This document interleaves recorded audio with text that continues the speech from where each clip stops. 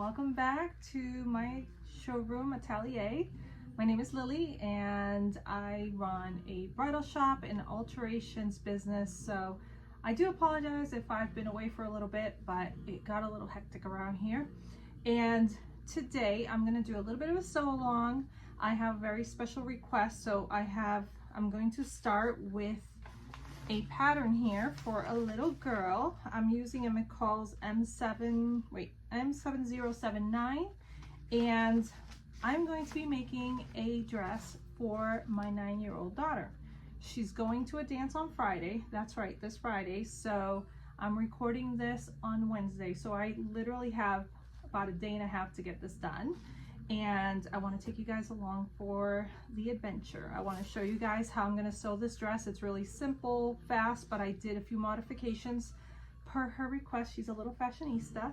So I'm going to show you guys the sketch, and you can see for yourselves what has been requested. Pardon my little rough sketch here, but basically I'm going to use a basic A-line gown, A-line style based on that pattern, but I'm adding a little ruffle along the top and squaring off the neckline a little bit, maybe a ruffle on the bottom if I have enough material, and then I'm going to do a sash in the back.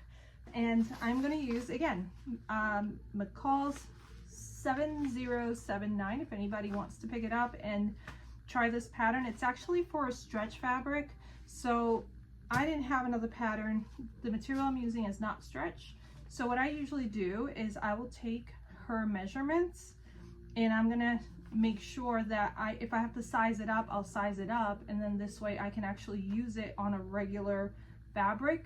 The difference is that this pattern, since it calls for stretch, it's not intended to have a zipper or anything. So what I'm gonna do is I'm gonna end up adding a zipper on the back, and I'm also lengthening the dress because this is a short dress and she wants a longer dress. So a few modifications and it'll be the perfect dress. So I want to show you guys how I do this, because sometimes you might have a design in mind and it's not necessarily out there. So this is a great way for you to simply take a commercial pattern and modify it. So I can make a pattern from scratch, but I really want to show you guys with commercial patterns, so this way you can follow along or refer to it anytime if you go to the stores and you want to change up something about the pattern that you don't like. You can see how simple it is. You just need, as long as you have the basic shell, you can modify everything else. So I'm going to be modifying the neckline and the length. So you ready? Here we go.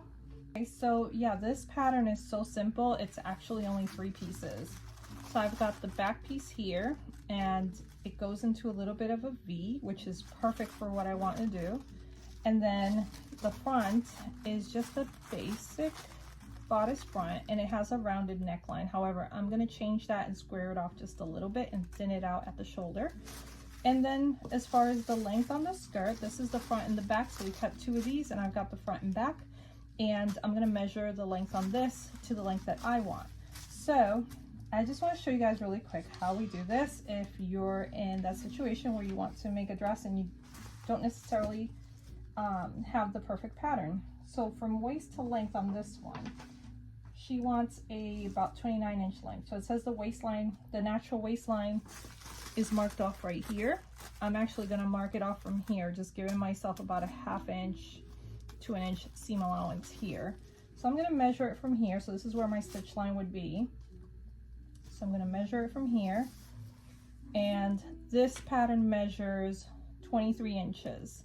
So I want a 29. So obviously I'm going to add that to the pattern. So what I'm going to do is just mark off the difference here of what I want there. And then for the chest, I'm going to check the chest measurement here. So her measurement was a 26.5. When you have a stretch pattern, keep in mind that sometimes you might need to add to this because they're considering it with a stretch. So it says here it's 31.5 inches for a size 10, and I have a 26.5 for her. So what I'm going to do is calculate going across. This is the chest line right here, adding my seam allowance. This is approximate seam allowance here, so I'll leave that out and come right to the line of the center. And I have about 8 inches, so that's a total, if you double this, it's a total of 16 inches. And then if I go to the back piece and I do the same, and I'm going to measure from right under the armhole here and how it aligns here with the center back because this has a V cut, so I want to take that in account. So right about here would be my center back seam allowance. So I have here a total of about 6 inches, so that's 12. So that's a total of 12 inches, and I had here 8 inches, so 16 and 12. That's your total. So between those two, I have 28 inches. So as you can see, this says 31 and a half, and I need 26 and a half. So it's just a hair bigger than what I actually need. So I already know this pattern will be fine. Even if it's a little big, I want to be able to try it on her and just pin it on her and make it perfect. So I'm going to leave it the measurement that it is. It's actually going to be a perfect size for her. If this was for someone that is this exact measurement, this exact size, I would have to use a stretch fabric. Otherwise it would be too tight. So we're going to start laying out the fabric, but first I'm going to add about 7 inches here. So that'll give me enough for the length and the seam allowance. I forgot to mention that, so I figured I'd put that there. So I like to kind of mark it like this with a pencil, and this way you don't forget when you start laying it out that you have to leave room for that extra material. So now I'm going to lay it out. Here's the fabric. It's actually a crepeback satin, and it was a leftover remnant that I had, so hopefully I actually have enough material. I think I do. And if for some reason I didn't, I would just modify the skirt and make it a little more narrow, and maybe not put in the, you can see it's been cut along the edges here. It's been used for something else. I think I used it for flowers. So right now I'm going to put it lengthwise like this I'm trying to figure out which is the best layout. And right now I don't need the full width of the fabric. I'm going to start with my biggest piece first. I always recommend do that, because this way, if you have limited fabric, at least you know you're going to have enough for everything. So you want to lay out everything first before you cut. Because if you start cutting and you didn't have enough fabric, you're going to be in big trouble. So I'm just going to lay it out here. I'm just folding it enough to put the skirt on there. But this is what I have. There was probably about 3 yards that are somewhat even. And it's a wide material. So I'm going to put it on the fold. And one thing I like to do is I like to stretch out my material and just maximize the use. I'm really good at that. So when I lay out, I always like to lay out my fabric first. So here we go. So right about here, because there's a cut here, and I want to make sure I have enough of the length. I need about 7 inches. I've got plenty of fabric there to get my 7 inches out of there. So the next thing I'm going to do is pin the skirt. So on regular bridal material, I don't use a chalk marker, but with this one I'm going to use a chalk marker because it's much easier. And I'm going to be adding about 7 inches to the length of the dress. So I'm going to take those 7 inches and just measure that all around. And that's where I'm going to be cutting for the length of the dress. So now normally I would just lay out all the material first and then cut, but I'm just going to go ahead and start cutting because I know I have enough material. So I'm just going to show you. I'm going to lay out. I have to make this one twice. So like I said, I'm going to go with the biggest pieces first. And then once I'm done with all the big pieces, I'm going to use the remnants to make the top, because it's really not a lot of material it's going to take. So that's the smartest way to do it if you have limited fabric, is just kind of plan it out ahead of time so that you make sure you have enough material for everything.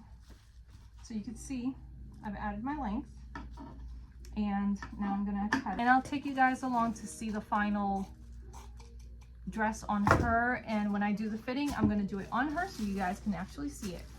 So I'm just going to go ahead and speed the process here for the cutting so you guys can see it.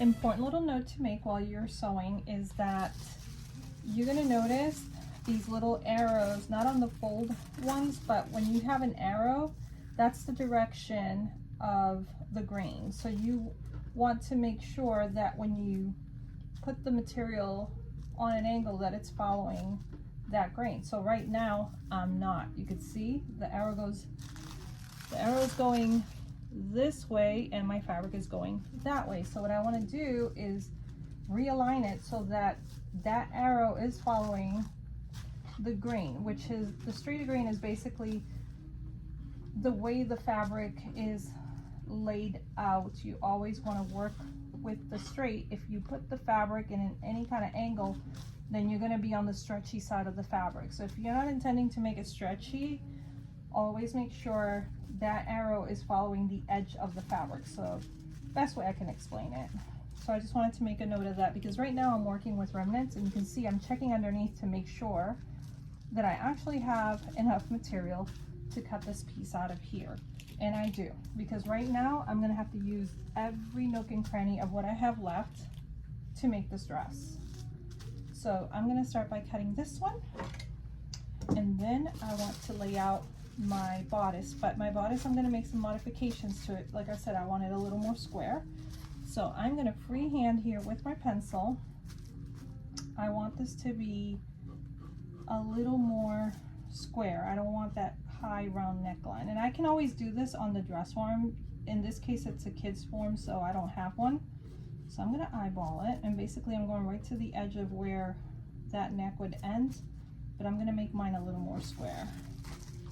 And I just did a tiny modification to it, which you can do it after you cut, and then you can outline it on your mannequin if you wanted to, and that could make it easy too. So I'm going to be cutting that separately. So right now I'm going to finish cutting.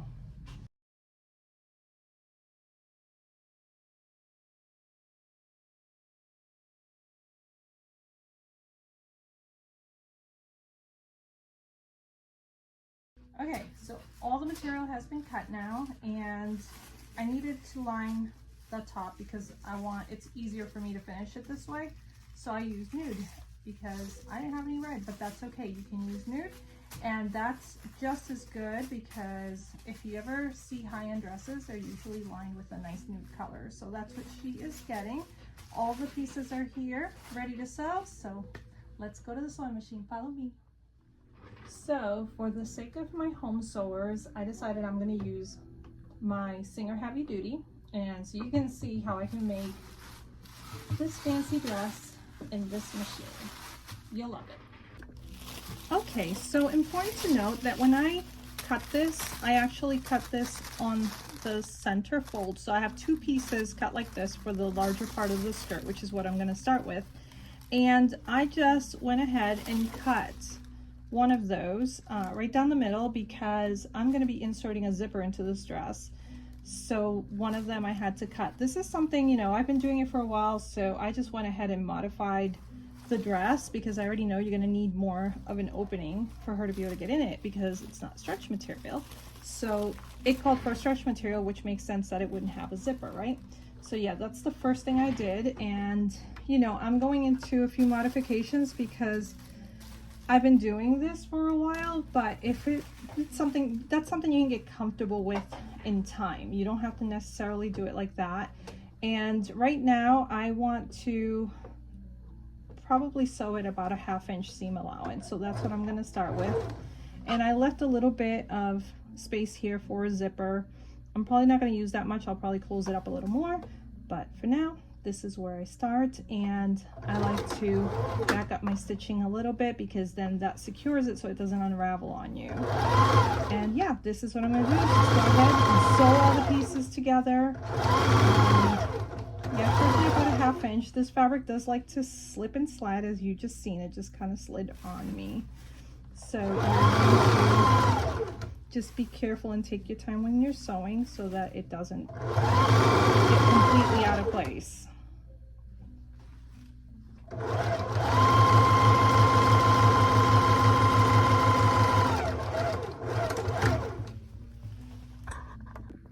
Okay, I'm going to show you guys a really cool trick. I had to use, first of all, nude lining, so that the only thing that's a pain with that is that I had to change my thread color. So what I did is I've just stitched up the neckline piece, and I was starting to clip it. So because it's a little bit rounded here, I want to just clip it a little bit. And sorry for my left hand blocking your view.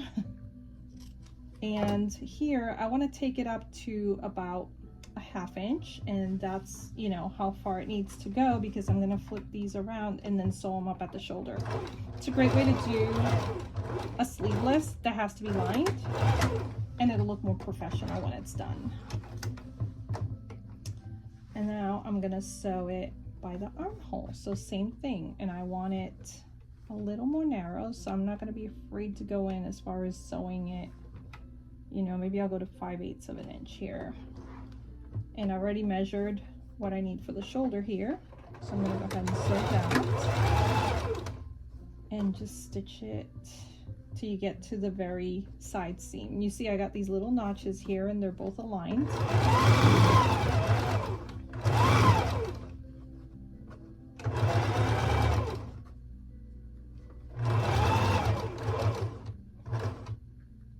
Sewing on a curve can be a little tricky at first, but you'll get the hang of it. So then I'm going to do the same thing. I want to clip these pieces. It slid on me a little bit, but that's okay. It'll be fine because I want it to be a narrow shoulder anyways, and then I'm going to put some ruffles on it. And see if my lovely daughter loves it or hates it. We'll see. Stay tuned for that. So I'm going to sew the other way, the other side, same way. This is the side seam of the top, and that one I stitch all the way through. Okay, so all of my pieces are now stitched. One thing I like to do, and it's kind of a pet peeve, is clip all the threads. Like, keep your work clean. The cleaner it looks, the more professional it's going to turn out. So very important, guys. Don't forget to clip all those threads best you can, so at least your work looks cleaner. So this is one of the back pieces, and there's a curve here, so I'm going to go ahead and clip that before I flip it around, and then I'm going to flip them over, and you'll see how everything just, that bodice is going to come together right away. So it didn't take long at all to do this from start to finish. It's a very simple pattern. So I think it's a great one if you have a little one, whether it's a daughter or granddaughter, and you want to make a dress like this. It's actually quite simple. So now I'm going to flip the two back pieces here. I'm going to flip it around, and then we're going to end up sewing it at the shoulder. Next step ideally would be to press this, but you could see, just to save time, I'm just going to go ahead and just sew it at the shoulders, and then I'm going to go press it. So I'll flip this one. Look how beautiful that's going to be finished. So when it's all done, the interior looks just as pretty as the exterior. On the skirt, I'm not going to do that. Sometimes, most of the time I do line my work, but in this case, like I said, I have about a day and a half, and so I want to get done quickly, and I don't have time to run to the store and buy fabric, so we work with what we got. And I've got some pretty great fabric there, so she is one lucky girl.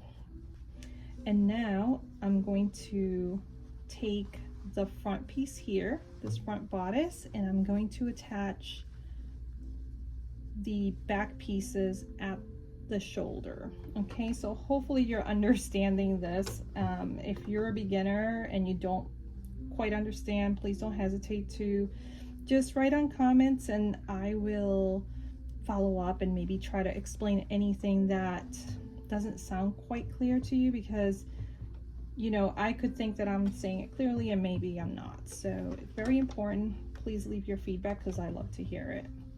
So right now I got to make sure, sorry, I'm messing here with it, but I want the two side seams together. All right, so here is my front. So I'm going to end up sewing it right here together, and then I'm also going to be sewing it at the shoulders. First I'm going to do the shoulders.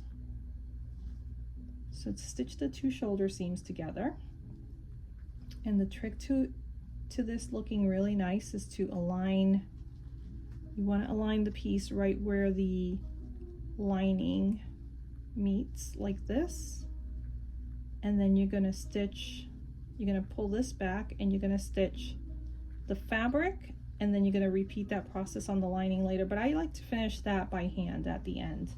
So I'm gonna do it still with my ivory colored thread here, because this is absolutely not going to be showing at all, so in this case it's okay. If not, I would just switch it over to the red. So the red at the shoulder, and you go slowly and you pull the pieces as you go, because you got to keep pulling. And I am lining up those end pieces of the lining and the red. I want it to line up really nice so I can see where the two meet right there. And I'm going to stitch that and flip it over, and there you have your first piece. This is the side part. See, that's the side seam. Once I press it, it'll look a lot clearer. And this is the center back part. So here's my front. Maybe that'll give you a better idea. And you can see how everything's kind of curling, but once I put a stay stitch in here, that will not happen. And same thing again. I'm going to line those up just like that. Pull back the lining and start stitching.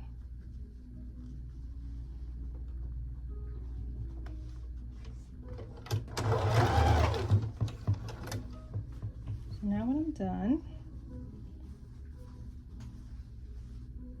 there it is. So this will be closed off. I like to close it off by hand later. That's the very last thing I do. So when I do that, it's because I am totally done. This is your armhole. And right now I'm gonna stitch all of it. So I'm gonna flip it over. Okay, I hope I didn't do that too fast. This is your side seam panels. Basically, you wanna align them same way. And if I look here, and if you've done any quilting ever, I guess this would make sense because you have to line things up. So in this case, I am going to line that up. I'm paying more attention to where the lining is versus where my little marker is right now, because I want that to be pretty accurate. For the sake of time and not having to switch the thread, I just went and did it with the same thread, but you can always stop here and then switch this out to red. It's just going to take you a lot longer. And honestly, look, can't see it. So I think it's okay. Now I'm going to repeat the process on the other side. Same thing, line up the pieces together. And once they're aligned like this, you're ready to sew. This way, when I do the stay stitch, it's not gonna flip over where you see the ivory on the top of the dress. And if you're wondering what a stay stitch is, I'm going to demo that right now. And all it is on, especially here in the front. So when I flip this over like this, and you can see the lining kind of peeking through, well, the best solution is to go as far as you can here, as far as my needle will allow me to go on the lining. And I have the fabric material facing that way, and then I'm gonna stitch. And what that does is it keeps it from rolling, even though I already clipped it. And sometimes just pressing it will help, but I'm gonna do a tiny stitch, about 1/8 of an inch at the edge of the lining.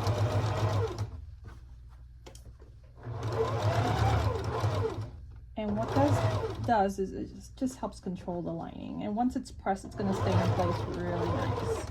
Plus I'm putting a ruffle there, so it's not really gonna show. So I'm not too worried even if it does peek through. But yeah, this is how you do it. And then I'm gonna do the same process for the back edge. So when I did that, and it should behave and not show. So if I were to lay this flat, see the difference already? And it's that nice little stitch. And once I press it, this will stay in place. So now I'm going to repeat the process in the back, and then we're off to press the top, and then we're going to attach the two together. Okay, so now we're here at the pressing station, and what I'm gonna do is I'm just gonna press all these edges. You can do it at the end, but honestly, I like to just have it look real professional. And actually, Miss Professional here forgot one side, so I will be going back to the sewing machine to fix that. But first, I want to show you, I have this nifty steamer. This is a rapid steam, and so you don't run the danger of burning anything or anything sticking because it's just steam. This is the best thing ever. So if you can get yourself one, I highly recommend it. They're not expensive, at least for, you know, considering I had a nice Rowenta iron that was over $100. I think this was about $150, so it's not that expensive. And you can get it on, I think you can get it online, or you can get it through Wawak is the company, and I can put a link below, so if you're interested you can just check them out. Not commissioned or anything like that, just wanted to kind of give you that information. And then I'll take you to the next step where we're going to attach the skirt. You're going to see how pretty this comes out. Look at the crisp, sharp finish. Isn't that great? And I don't have to worry about putting a pressing cloth on top, which I absolutely used to hate having to do. And ever since I got this steamer, it's a game changer. Just click that little button and it just blows a little steam. And it's so safe that you can even use this on tulle material. So that's what I absolutely love about it. So I'm going to press down the armholes. Okay, so the dress is all set, and now I'm going to attach the top to the skirt. So now I will pin right at the side seam the skirt part, and now I'm going to swing over to the other side and pin that. And once again, right sides together,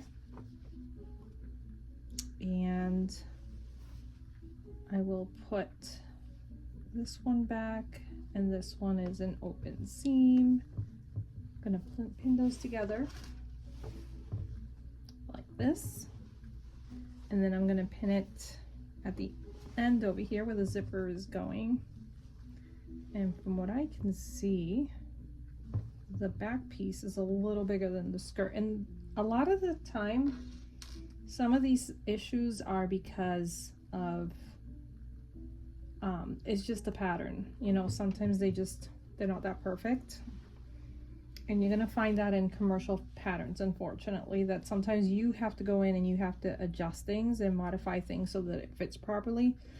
I get a lot of armholes that are really small sometimes. That's an interesting one, and I just go in and I modify them because I expect it.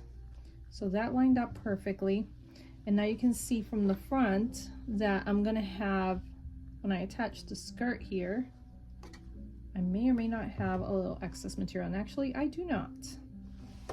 But this waist looks a little big, so I got a feeling we'll be adjusting it later, but that's okay. And this method applies to almost every dress, even if it was a wedding dress. It's almost the same process, actually.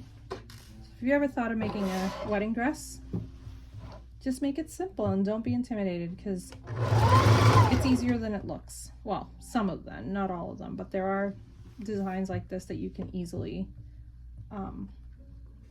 you know, sew yourself. Since it's a curve, you can just ease it in. What I mean by easing in is when you do those clips, it just makes everything fit better.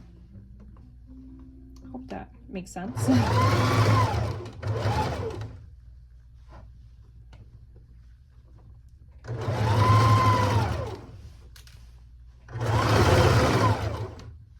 Sewing it at about a 1/2 inch.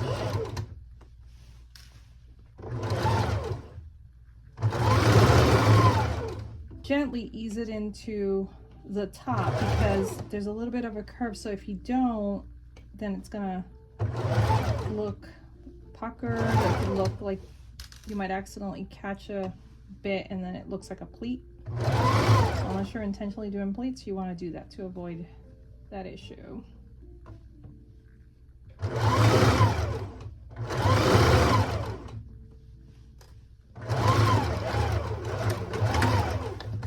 And there we go. It is attached. And what I'm going to do now is, because there's a little curve here, I'm going to clip a little bit right in the center front for the circular skirt part so it just lays nicely. And when I flip it over, I will show you how lovely this looks. So here it is, guys. Ta-da! Isn't that pretty?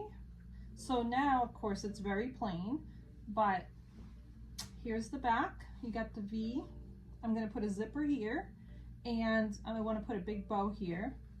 And what I'm going to do is I'm going to do like a little ruffle here in the front, and I don't know if I have enough material. I may or may not do a little ruffle on the bottom, but it's probably not going to be enough. Or I might do little flowers and just scatter a few here, but what do you think? Isn't that great? So she's going to have an adorable little dress. So next step is the ruffle, and get ready for her fitting. Let's see. Okay. So here's our fitting tie. And this is Miss Isabel, and she's going to a dance on Friday. So this dress has to fit perfect. I knew it was going to be a little big, but it's easier to work on a dress, have it be too big, and then you take it in. So what I'm going to do right now, I added this little ruffle, just kind of plain, just to see how it would look on her. I like it. Just to give the dress a little bit of texture. And so now we're going to pin you. All right, turn that way. Look at the mirror. What do you think so far? Do you like the style? Okay, I think I have to twist your hair out of the way. And I'm gonna start, this is where the zipper is gonna go. So clearly this is like huge on you. So we're gonna bring in, okay, put your arms out. Oops, drop the pin. We're gonna bring this way in. Like that. Look how much better that is right there. I like the length. So let me, okay, I want to take, so we're going to have the ruffle right here. I want to thin this out. It's too wide. I'm going to make the armhole thinner, you see? I kind of like that better. What do you think? This should be a little bit shorter here. No, actually I like the torso where it is. What do you think? Right where it is. And then we're going to add a big bow in the back. And we're going to dance the night away. Alright, arms out. And we got a pin right here. So whenever you're working on a dress, if it's too big like this, it's okay, it's easy. You just pin that up. And I want to make the dress fitted, not too tight. So right there, that armhole looks much, much better. And then I'm going to thin it out, so this top part will be a little thinner. And it looks like once I put the hem in, that's a nice length. And then we have a bow. So let me go grab the bow so you can kind of see what that looks like. Oh, I also made this. If anyone wants to know how to make this bow, I can give a little demo on a later date. But it's gonna go back here. Can you move your hair for a second? This way, yeah. Here, move it to the front. Thank you. All right, so right now we don't have a zipper, so this is really rough here. And these will get finished off. And the bow will go right about here. And then I'm gonna put 2 tacks so that the bow stays like that. That's so pretty. I'll take a picture so you can see it.